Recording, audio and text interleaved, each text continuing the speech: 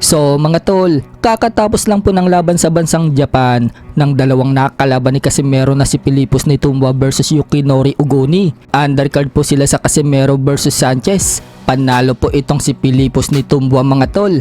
Bayan knockout sa round 1. Hindi po kinaya ni Ugoni ang lakas ni Philippus. Dahil sa panalo ni Philippus, umabante na ngayon ang record niya sa 15 wins and 2 losses. Bumagsak naman ang record ni Ugoni sa 21 wins, 3 losses and 3 draws. No.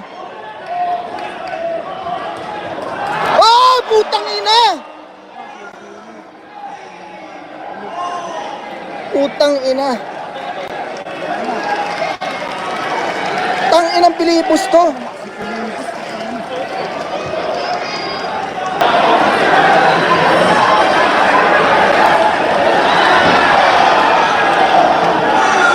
Putang ina.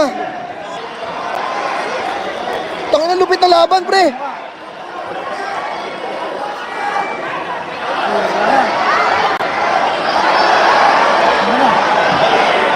Sa kabilang banda naman mga tol, matapos pang bigong masungkit ni Dimitri Bivol ang undisputed crown sa light heavyweight division, nang talunin siya ni Artur Beterbiev via majority decision. Maraming nga po ang nagsasabi mga tol na nadaya umano dyan si Dimitri Bivol.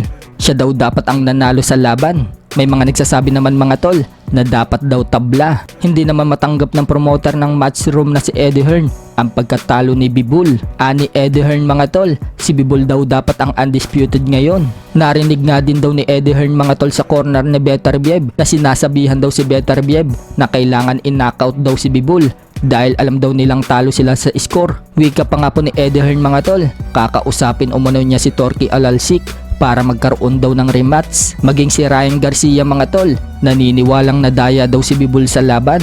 Nagpost po kasi si Ryan Garcia mga tol at sinabing kung siya daw ang tatanungin, nadaya daw si Bivol. Pero ayon naman sa ibang fans mga tol, tama lang daw na panalo si Beterbiev. Mas malakas daw kasing sumuntok itong si Beterbiev at makikita naman daw sa ebidensya sa mukha ni Bivol na talagang may bakas na iniinda nito ang suntok ni Beterbiev. Kung hindi nga lang daw takbo ng takbo itong si Bivol, baka na knockout pa daw ito.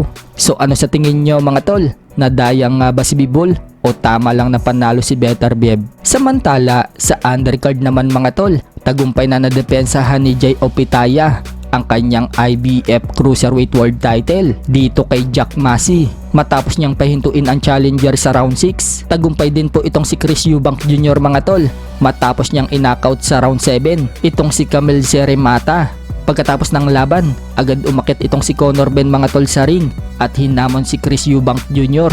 Tagumpay nga din pong nadepensahan ng female WBC Featherweight World Champion Kyle Nicholson ang kanyang titulo dito kay Raven Chapman. Matapos naman yan talunin ito sa pamamagitan ng unanimous decision.